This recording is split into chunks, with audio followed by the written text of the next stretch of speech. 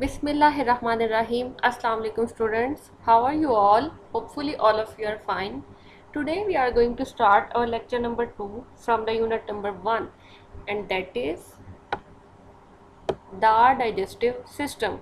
And our today's topic is digestion, and students task is what is meant by digestion, digestion से क्या मुराद है, and where does it occur, और ये कहाँ पे होती है.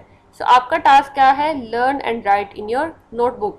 सो you have to learn this question and write it in your notebook. This is day 2 home assignment.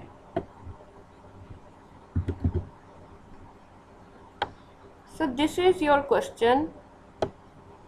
What is meant by digestion and where does it occur? Digestion से क्या मुराद है और ये कहाँ पे होती है?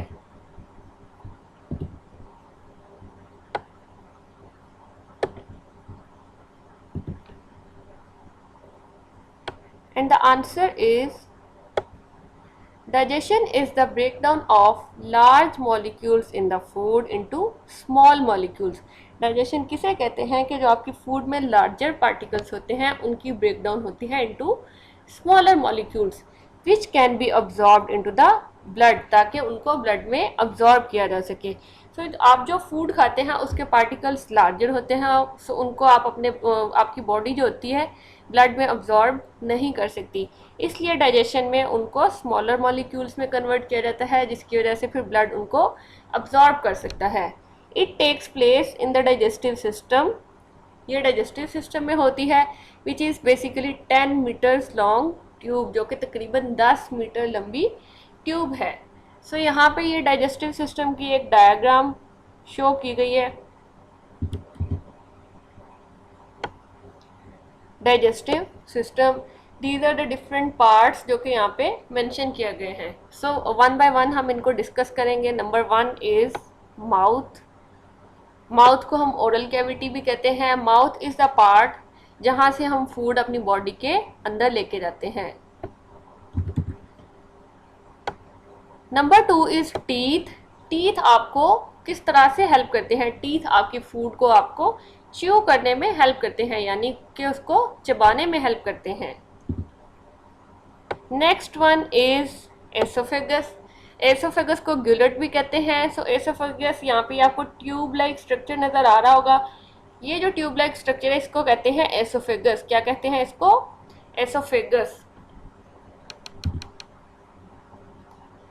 अच्छा जी, एसोफेगस का फंक्शन क्या है? ये आपकी फूड को आपकी ओरल कैविटी से, यानी कि मुंह से आपके स्टमक तक लेके आता है. सो ये आपका स्टमक है. एसोफेगस फूड को ओरल कैविटी से स्टमक तक लेके आता है. Next one is liver. ये आपको पार्ट नज़र आ रहा होगा, liver. Liver is also involve in the food digestion. Next one is stomach. Stomach is very important part of the digestive system. Digestive system का बहुत ही अहम हिस्सा है जो कि डाइजेशन में इन्वॉल्व होता है.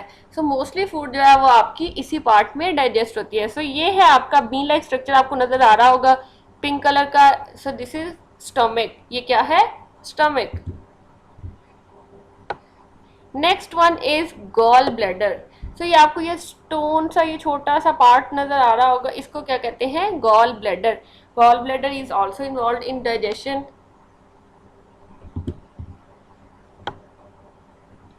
Next one is pancreas. Pancreas जी, पेंक्रियाज यहाँ पे ये देखें, ये पोर्शन आपको नज़र आ रहा है, येलो सा, ऑरेंज सा.